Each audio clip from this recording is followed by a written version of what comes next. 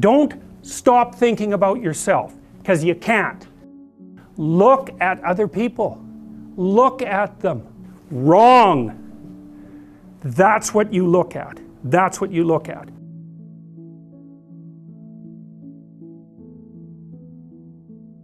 Look, let's say you're socially anxious. Okay, so what happens when you're socially anxious? You go to a party, your heart's beating.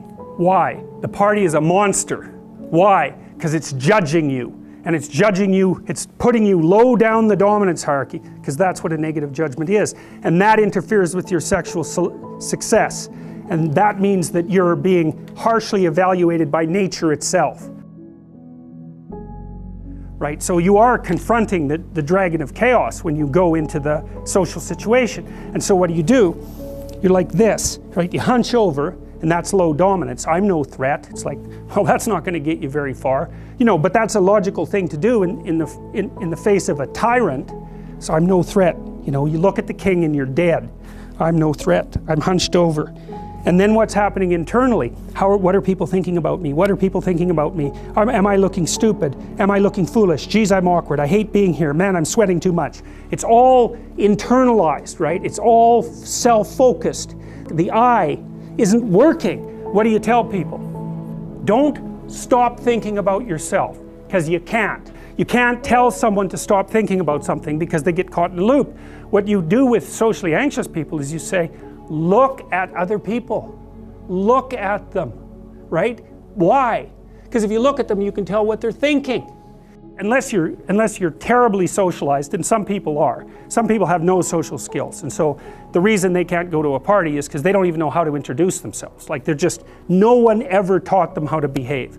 And so they're really good candidates for behavior therapy, because you walk them through the process of how you actually manifest the procedures that are associated with social acceptability. But most people aren't like that. They have the ability. So if they're really introverted and high in neuroticism, they can usually talk quite well to someone one-on-one. Why? Because they look at them. Well, if I look at you, it's another thing to do if you're ever speaking to a group of people. Never speak to the group of people. That doesn't exist. You talk to individuals, and then they reflect for you the entire group, because they're all entrained. So you look at one person, they broadcast to you what everyone's thinking, and you know how to talk to one person. So it's easy. So as soon as you focus on the person, not you, you push your attention outward, use your eye, you push your attention outward, and you start watching. Well, then all your automatic mechanisms kick in, and you stop being awkward. Because if we're talking, and I'm looking here, I don't know what you're going to do next, and I'm going to put disjunctions into they're like bad chords in the melody of our conversation. And the reason is I'm not paying attention. So that's why the I is the thing at the top of the pyramid. It's like the thing that enables you to win the set of all possible dominance hierarchies is the I. Pay attention. Pay attention. That's the critical issue. That's why the Egyptians worshipped Horus. That's why Horus was the thing that rescued Osiris from the depths. It's the capacity to pay attention. What do you pay attention to most? What your right hemisphere signals as anomalous. It attracts your attention. It's like, this isn't going quite right. I'm not looking at that. Wrong. That's what you look at. That's what you look at. What's not going right. Because that's the terrible monster that might eat you, but it's also the place you get all the information.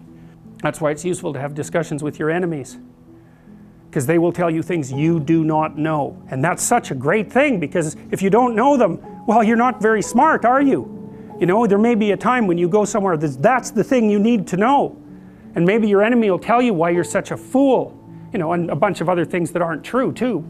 But even one thing that's accurate, it's like, yeah, thanks very much, man, maybe I'll do some work on that, and I won't have to carry that forward. So, and then that's part of the reason, again, why the terrible predator, it's always the terrible predator that has the gold. It's like, it's the person who delivers the message you do not want to hear. So it's rough, but it doesn't matter. Life is rough.